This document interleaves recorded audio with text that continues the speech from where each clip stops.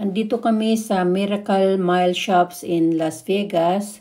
Dito kami dumaan, galing kami ng hotel, tapos pupunta kami sa garage. Tapos sabi ng asawa ko, ipakita daw niya ito sa akin. Medyo itinaas ko yung camera kasi maraming tao ang dumadaan, mga turista, mga namimili dyan sa mga shops na yan. Mahirap na magkaroon tayo ng problema. Yan, makikita mo sa left side yung Aldo na brand. Tapos may mga mga kainan, mga restaurants.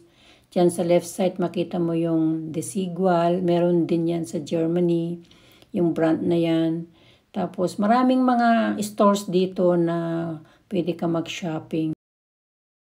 Kaya dumaan kami dito, wala kaming time kasi nagmamadali kami.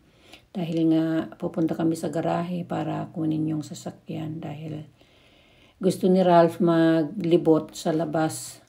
Itong parang nakikita mong langit, ano lang yan, artificial lang daw yan. Yan US Polo Association. Kilala nyo siguro yung brand na yan. Tapos ano pa makikita na natin dito? Medyo malayo pa kasi. Ito, ibinaba ko yung camera kasi wala masyadong tao dito sa banda.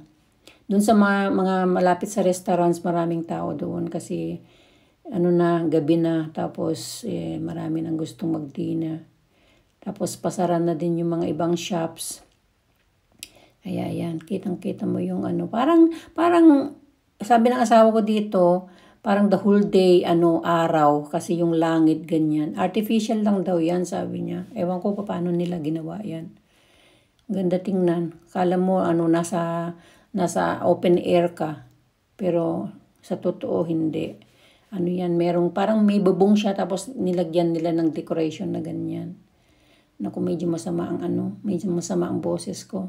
Ayan yung brand na Loft. Pangalan pa ito. Ano pa makita natin dito? Medyo malayo pa Iniikot ko lang kayo dito para makita nyo. Maganda dito sa area na to. Tahimik. Walang traffic. Para siyang yung sa Munich na mga passenger daw. Mga pedestrians lang ang dumadaan. Walang mga sasakyan. Ang ganda tingnan. Meron Foot Locker din, parang sa Germany.